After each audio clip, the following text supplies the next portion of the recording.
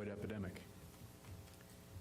We have just this morning had the state of Oklahoma, had a settlement and a consent decree approved by the district judge down in Cleveland County with regard to our cause of action against one of the defendants in the opioid litigation, Purdue Pharma. Through this historic agreement, in which the state will enjoy a $270 million settlement, a nearly $200 million endowment for the OSU Center for Health Sciences Center for Wellness and Recovery will occur. This begins a new chapter for those struggling with addiction. I will outline the details of that settlement here in just a moment. First, President Hargis and Dr. Schrum, thank you all for both being here today and for your commitment to taking our fight to the next level. Utilizing the successful model that you have fostered here at the Center for Wellness and Recovery and expanding it through this endowment will truly create a national center for addiction treatment and research. It is going to save countless lives, and it's going to keep families together. And it's going to be the tip of the spear in terms of leading the nation out of the addiction epidemic that has claimed just this past year 70,000 lives. The fact remains, the addiction crisis facing our state and nation is a clear and present danger, but we are doing something about it today. Another data point, an average of 150 people in this country die every day from an opioid overdose. In 2018, life expectancy for Americans dropped again, in large part because of the continuing rising numbers of drug overdoses. According to the data from the Oklahoma Bureau of Narcotics and Dangerous Drugs, since 2004, more than 10,000 Oklahomans have died from an overdose. And in 2018, nearly 50% of all overdose deaths in the state were attributed to pharmaceutical drugs. Out of the more than 3,000 Oklahomans admitted to the hospital in our state for a non-fatal overdose this past year, 80% involved a prescription opioid. Quite simply, we are out of time with regard to the responsibility we have to deal with this crisis. But the money from this settlement will provide significant and substantial funding to the Center for Wellness and Recovery here, allowing us to focus our attention on what should be our highest priority, Americans struggling with addiction. I want to say that the OSU Center for Wellness and Recovery in these negotiations was selected because its footprint in this space is well established. It is the gold standard and is already a national leader in studying and treating addiction and finding innovative ways to cure it. And this money will allow the center to expand its mission to a national level to combat the crisis. And I know I speak for most everybody in this room in saying that I have full faith and confidence in Dr. Schrum and her talented team to lead this initiative. So I'll let Dr. Schrum talk more about the center in a little bit, but I want to say that the OSU Center for Wellness and Recovery is the nation's leading comprehensive treatment and research center for treating pain and addiction. It promotes collaborative and interdisciplinary approaches to the study of treatment and the public's understanding of pain, substance use, and abuse. Here at OSU, they treat addiction as a brain disease. When I was here for the launch of the Center for Wellness and Recovery back in 2017, something Dr. Schrum said has stuck with me ever since. It was her vision to start this program, and she started it with no new funds, with existing funds here at the OSU Center for Health Sciences, because she was dedicated to finding a better path forward for Oklahomans who are in need of addiction treatment. She did it because she knew it was important, it was essential to better understand addiction psychology, the role of the brain in perceiving and managing pain, and finding alternative modalities for treating those suffering with chronic pain. I continue to applaud you and the efforts of your team, Dr. Schramm. So the details of the settlement are as follows. The endowment will establish a foundation that will receive an initial $102.5 million that will go specifically to the OSU Center for Health Sciences Center for Wellness and Recovery. And beginning in January 1 of next year, the foundation will receive an annual $15 million payment over a 5-year period. And during that same 5-year time frame, it will receive ongoing contributions of addiction, treatment medicine, both for rescue and recovery. And that has a market value of $20 million. So $4 million in rescue and treatment drugs over a 5-year period. Another $12.5 million from the settlement has been set aside to providing funds that will directly abate and address the opioid epidemic's effects in Oklahoma's towns, cities, and counties. Purdue will also make a $60 million payment to offset all of the state's litigation costs to this point. I would like to now call upon OSU University President Burns Hargis, followed by the President of the OSU Center for Health Sciences, Dr. Casey Schramm, to discuss the Center for Wellness and Recovery and its mission. Dr. Hargis.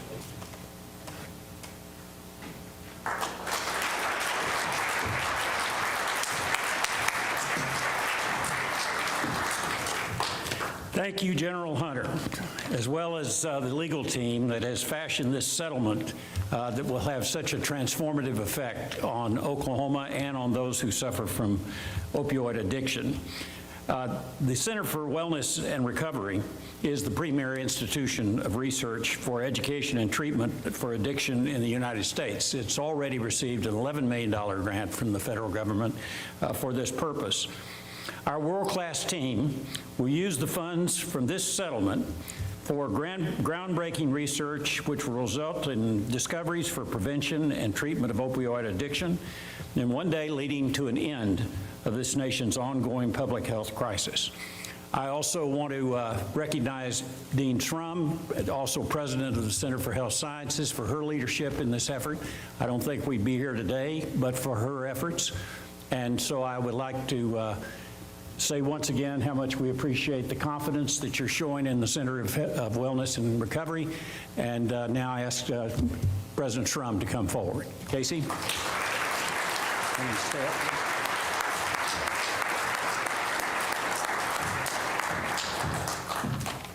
Well, thank you. The mission of the Oklahoma State Center, or Oklahoma State University Center for Wellness and Recovery, is to save lives and to rescue those who are struggling from addiction. This endowment will allow us to assist communities in Oklahoma and across the nation ravaged by the opioid epidemic with innovative approaches to address the health crisis. We will now have the resources to create a place where people can come together to engage in meaningful initiatives to prevent, treat, and eradicate this horrible disease. To that end, I also appreciate Attorney General Hunter.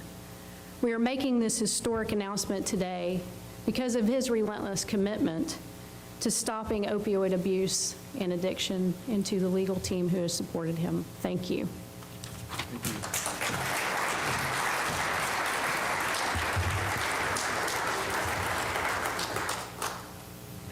Thank you both. Although we celebrate this monumental victory today, we have a long road ahead.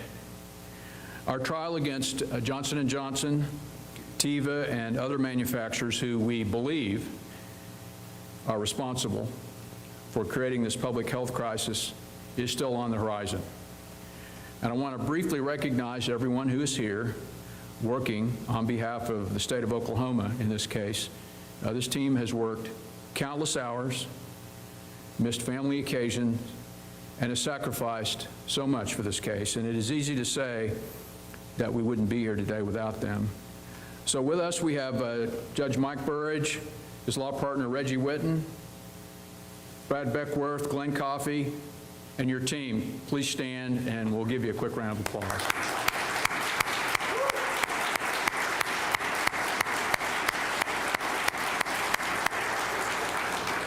And from the Attorney General's office, you know, it's important in leadership to surround yourself with people who are smarter and more talented than you are. Case study, Abby Dilsaver, General Counsel in our office, and First Assistant Don Cash are here, and my Public Policy Chief, Lori Carter's here also. I can't thank you all enough.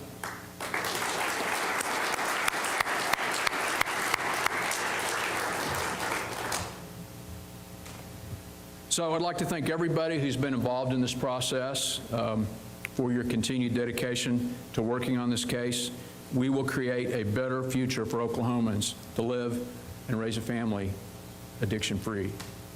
As a reminder, today's agreement is only the first step in our ultimate goal of ending this nightmarish epidemic. In the coming weeks, this team and I will continue preparing for trial, where we intend to hold the other defendants in this case accountable for their role in creating the worst public health crisis our state and nation has ever seen. Thank you again to everyone who's come out today. I'm now happy to take any questions that you may have. Thank you. Mr. Castile. General Hunter, was there something that triggered a settlement process for you? I mean, was there, I know you guys are involved in just in the past couple of weeks trying to delay the trial. Have we been talking settlement for you at the same time? Was there something that triggered? Numerous vectors, Chris. I think the context that I would share with you is in order for us to have reached this settlement with Purdue, we had to take into account the fact that they were modeling bankruptcy, and that was a serious exercise with them. So as we spent time through court-ordered mediation over multiple months, there began to be an opportunity, it seemed to us, to get Purdue to look at a national settlement that was going to settle their claims with Oklahoma.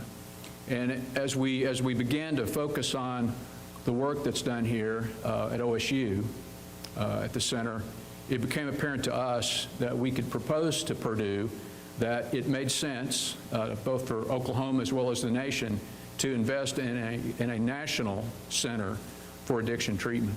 OSU credibly has established this footprint, and we were able to convince Purdue that, again, this is a national settlement. It is something that can not only assist Oklahoma in dealing with the epidemic, it can assist the whole country. And so this level of funding was something that was fought for, hard, hand-to-hand combat, I would say, but it turbocharges the center here, and we believe, without question, it establishes OSU as the National Center for Addiction Treatment and Recovery. Yes?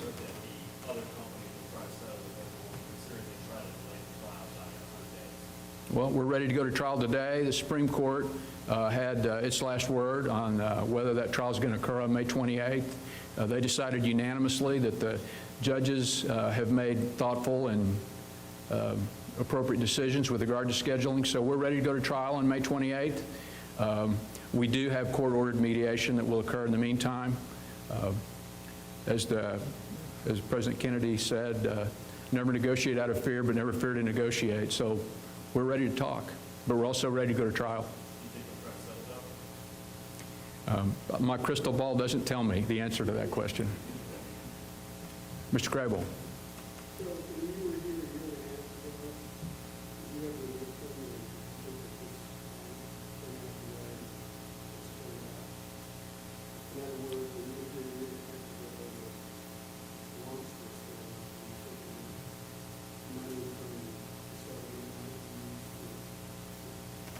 Well, let's just say that my experience here has left an indelible imprint, and certainly was part of the inspiration for this settlement.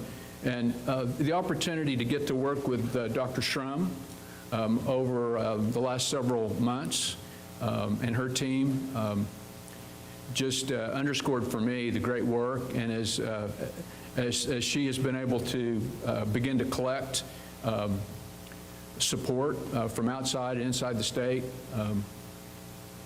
as we started to focus on it, it became a very easy answer to Purdue's challenge. Come up with a settlement with your state that has national import. So, again, once we focused on it, it was an easy solution. In the back.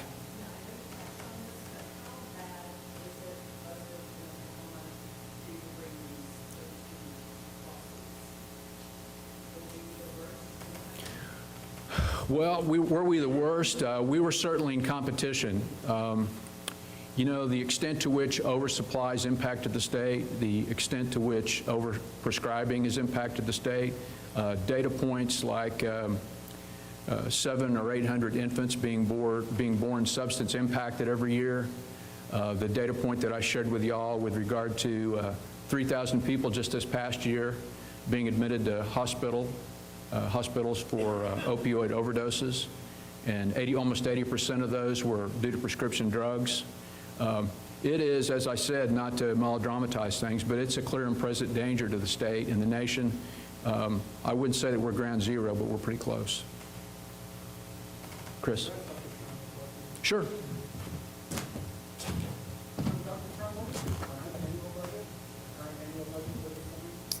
Our current annual budget. We are probably, what are we, about 2.4 million? Oh, this is amplifying, very much so. Most of what we have done is, when we recognized, obviously you hear these statistics that have been discussed, and Oklahomans are dying, people are dying. It would be unconscionable for us not to do something, and to the extent that we began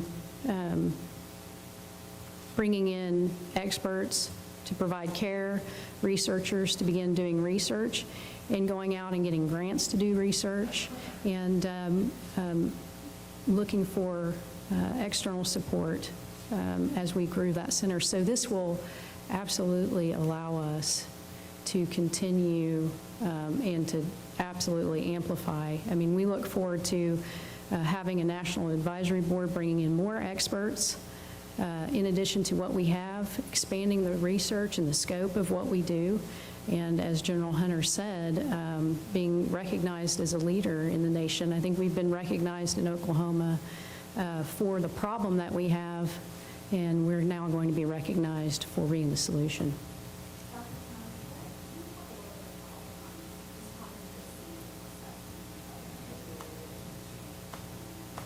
Right. Mm-hmm. Right. Right. I think that has been a real challenge for individuals suffering with addiction, for their family suffering with addiction, this stigma of who that person is.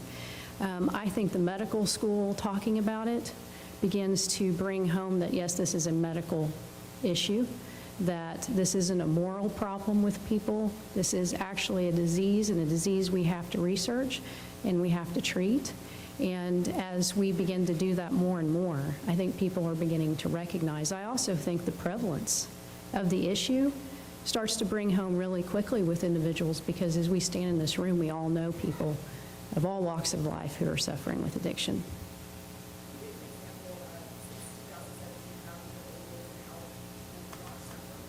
Right. We have opened outpatient clinics. We have been since 2000, I believe in 2013, began implementing addiction treatment curriculum into our medical school early on. So all of our students are required to spend time within an addiction treatment center. So the education at the beginning of medical school is important. We also have opened a clinic. We see patients, both inpatient and outpatient. We've expanded our research teams. We are doing efforts across the state. I think over this next year, you're going to hear about us rolling out into communities that are most impacted by the opioid epidemic and doing screenings, educating providers in those areas, taking care of patients in those communities. We also have launched an effort that is an educational effort for providers or physicians across the state to help them gain the knowledge that they need to be able to manage addiction and to treat patients appropriately with best practices. And so through those efforts, we believe that is a multiplier of our efforts here in actually getting our knowledge out to the front line of physicians that are seeing patients all across our state.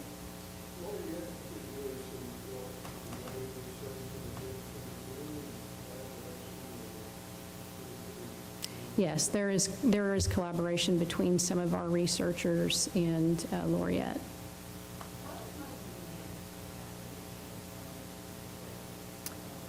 Well, so the settlement is obviously very new, and that process is going to be worked out, but my understanding is we will be putting together a board, a national board, an advisory board that will oversee all of the treatment, advocacy, research, and the dollars around that.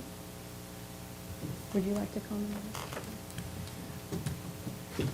So the model is the MD Anderson Center down in Houston. I think the opportunity we have to be the MD Anderson Center for Addiction and Treatment is real and manifestly apparent to me. They have a 15-member board for their foundation.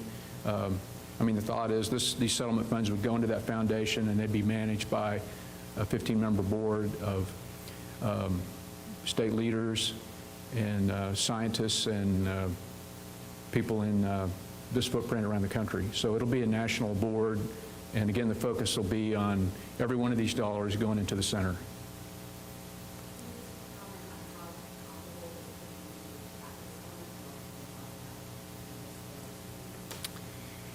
So it's not apples and apples. The tobacco settlement contemplated that the manufacturers would continue to sell cigarettes and cigars and smokable products, and there's been a significant revenue stream since the settlement based on those sales. So what we're hopeful for is a dramatic abatement of the sale of pharmaceutical opioids. Want to be careful to advise and recognize that opioids are appropriate for acute pain subsequent to surgery, and they're very important for palliative care. And there are people for whom, although it's chronic pain, there aren't alternatives. So there are subsets of patients who require opioids, but the goal is to dramatically curtail the supply and prescribing of analgesic opioids. And part of the settlement with Purdue, I should hasten to add, is we have an injunction so that they will no longer promote the sale or marketing of analgesic opioids within the state. So that was a very important part of this settlement, and we intend to, that is a non-negotiable part of any subsequent settlements that we might enter into with other defendants. Any other questions? Randy.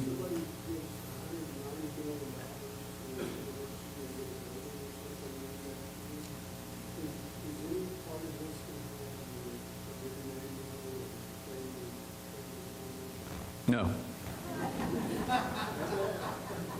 Thank you for your question. Obviously,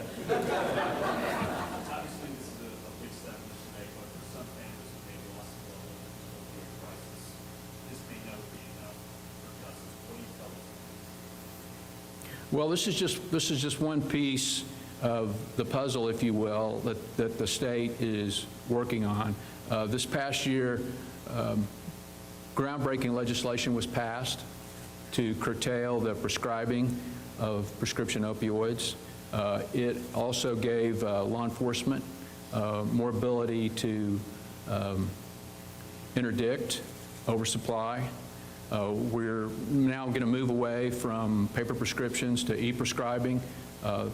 The diversion that was occurring with regard to people falsifying prescriptions and obtaining opioids was significant.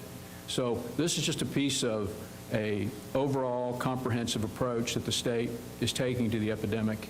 So there's still policy to do on this front, and we're engaged with the legislature and the governor over the next several months to provide the state more tools. The results of this litigation are important to provide funding to begin to deal with the treatment and rehabilitation responsibilities of the state to get people over their addiction, to get them back on the straight and narrow. So they shouldn't focus, folks should not focus or obsess on this being the solution. It's a part. We still have 3 defendants in the litigation. We're ready to go to trial today, May 28th trial date, and we intend to hold those companies responsible for the mess that they've made here in the state. So this is just one piece of what, again, I would describe as a comprehensive approach that the state is taking to deal with the epidemic and its fallout.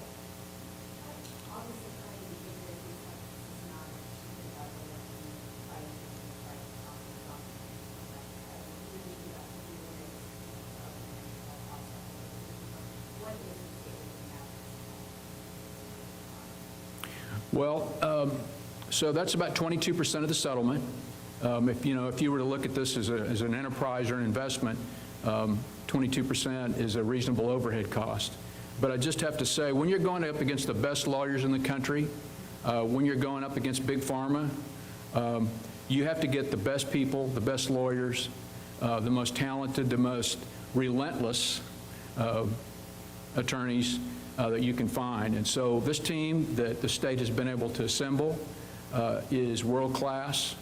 And as I've said many times, Reggie Whitten and Mike Burridge, who are lead counsel for the state, this isn't just another case for them. They've both lost loved ones, and they're in this to make their loved ones' lives mean something outside of the loss that they've suffered through. So I didn't just get great lawyers here. I got lawyers who were going to pour their heart and soul into this case, and they've done just that. Any other questions?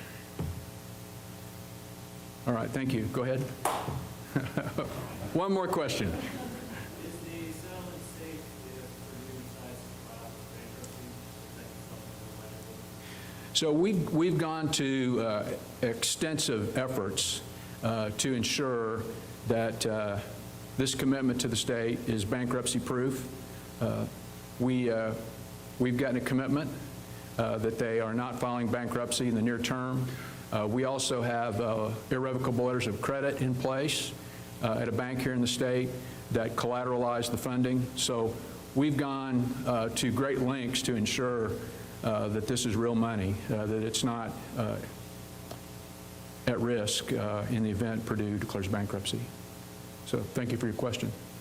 So if there's nothing else, I appreciate everyone coming and appreciate your support. May 28th, we're on to our trial, and wish us luck. Thank you again very much. Thanks. Thanks, man. Thank you very much.